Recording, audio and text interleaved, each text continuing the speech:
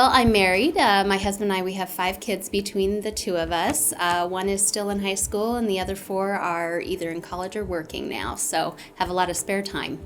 Before I met my husband, it was just me and my 2 boys. It was just the 3 of us for a while, and we scraped and saved, and I went back to school, and all along the way I had so many wonderful people helping me. So now that I've done relatively well, I want to reach back and help other people too.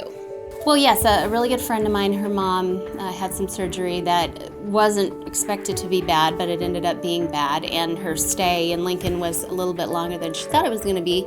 So I asked her, how I could help, and brought things that she needed, and her grandma needed a ride home because she'd been there for the longest time, so I went up there and got her grandma and gave her a ride home and visited, and we just really wanted to help, because I thought, boy, if I were in that situation, what would I want my friends to do for me? So I called down to Mid-Nebraska Community Action. I spoke with Tammy Jeffs. She was wonderful in helping me figure out where to go next. So I served on the board for R.A.F.T and helped with some fundraisers, but I realized that wasn't really my comfort level. I was more comfortable doing the one-on-one, the hands-on kind of work. So Lisa Parrish was kind enough to sit down with me one-on-one and kind of talk about, what my strengths were, what my weaknesses were. And she pointed me in the direction of CASA and the Friends program.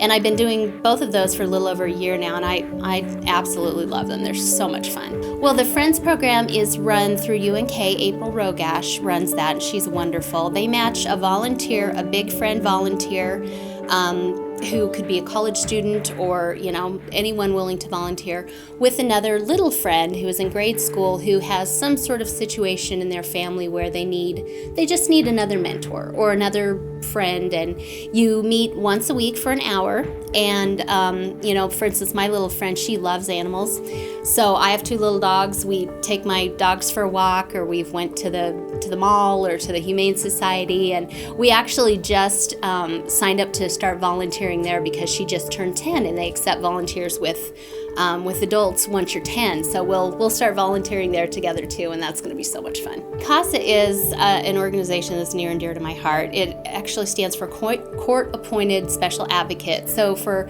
children going through the court system, be it a foster case scenario or a removal from the home situation, they designate a CASA along with the guardian ad litem to be a voice for the child.